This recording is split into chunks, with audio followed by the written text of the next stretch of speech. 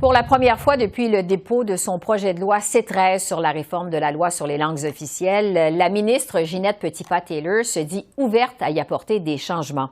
Jusqu'à maintenant, la ministre avait toujours refusé de se prononcer sur de possibles amendements à sa réforme. C'est du moins ce qu'elle a dévoilé après son témoignage au comité sur les langues officielles la semaine dernière. Elle était en compagnie du ministre du Patrimoine, Pablo Rodriguez. Alors, je vais en discuter avec notre panel d'Est en Ouest, Tom Urbaniak, Nathalie Desrosiers et Frédéric Boily. Bonsoir à vous trois. Bonsoir. Bonsoir, Esther. Tom, le commissaire aux langues officielles, la Fédération des communautés francophones et acadiennes du Canada et le gouvernement du Québec demandent des changements à cette loi. Est-ce qu'on doit y apporter des amendements, justement, ou, selon vous, c'est plutôt le temps d'en finir parce que ça fait quand même longtemps qu'on attend cette réforme? Qu'est-ce que vous en pensez? Je pense que maintenant, il y a une occasion de fortifier la loi. Les partis qui participent au sein du comité sur les langues officielles sont d'accord pour un certain rythme et si l'échéance se maintient, le projet de loi sera devant la Chambre des communes le mi-février, peut-être le début mars.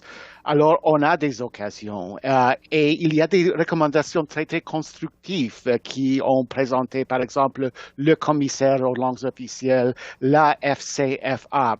Par exemple, la gouvernance de la loi sur les langues officielles, donner plus de pouvoirs au Conseil de Trésor.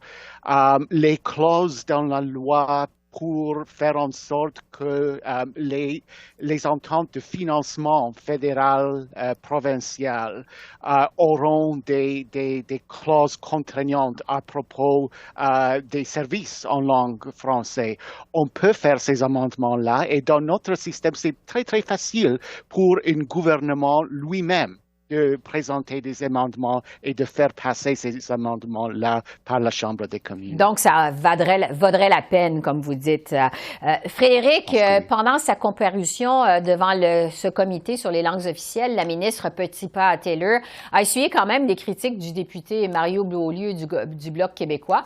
M. Beaulieu lui a demandé de lui nommer une seule demande d'amendement du gouvernement Legault qui serait donc acceptée dans ce projet de loi C-13. Est-ce que le Québec a été assez pris en considération dans son projet de loi, vous pensez?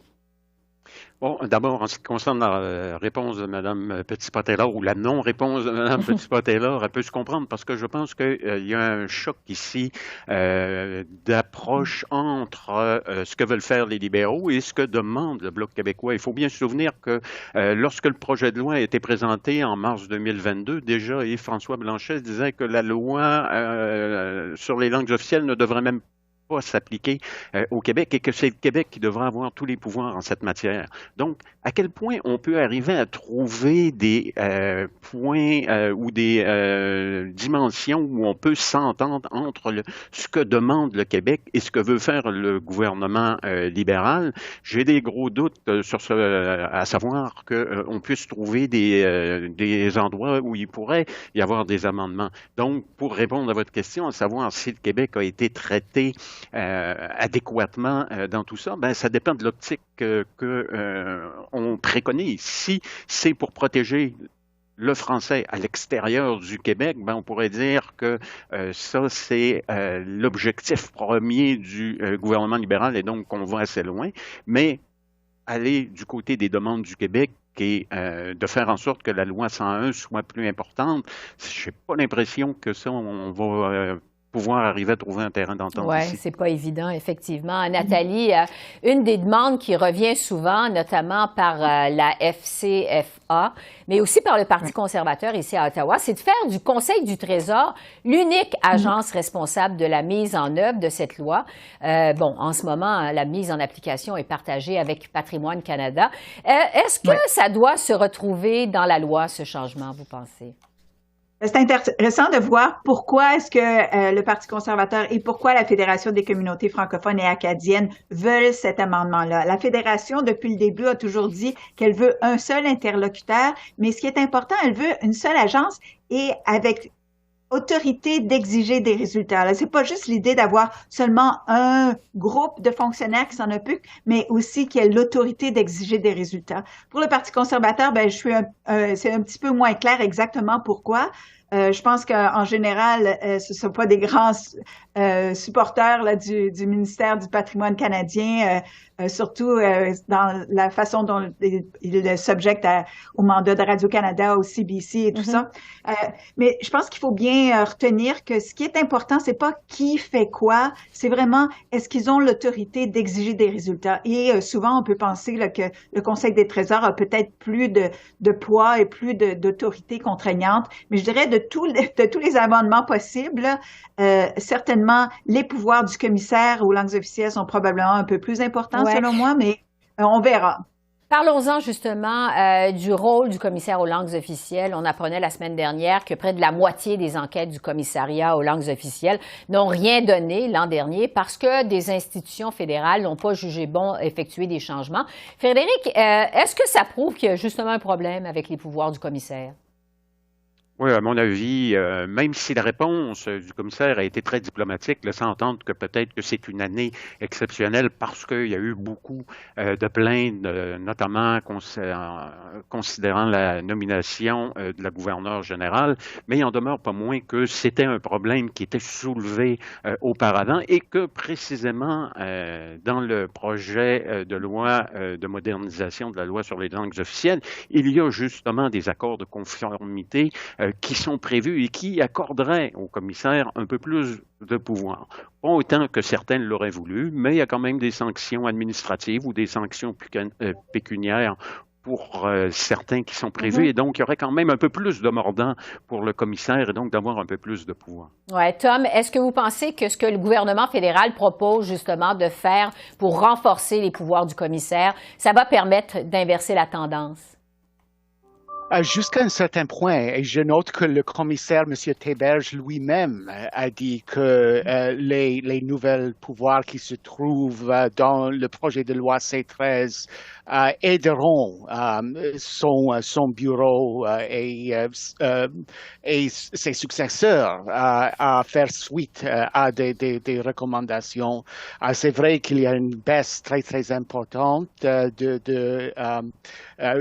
il y avait 80% des recommandations qui ont eu une suite en 2018-2019.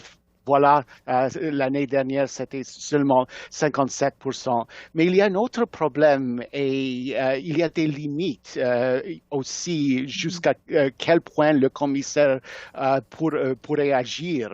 Je pense par exemple du secteur parapublic, des agences qui sont réglementées par le fédéral au-delà de la fonction publique. Par exemple, les autorités aéroportuaires qui font objet très, très souvent des plaintes qui sont déposées auprès du commissaire aux langues officielles. Et je pense que le commissaire aura besoin de encore plus de pouvoirs contraignants pour faire des améliorations auprès, par exemple, des autorités aéroportuaires ou autres agences ou entités. Pour que ça donne des résultats. Il nous reste une trentaine de secondes. Je vais terminer avec le français et la fonction publique.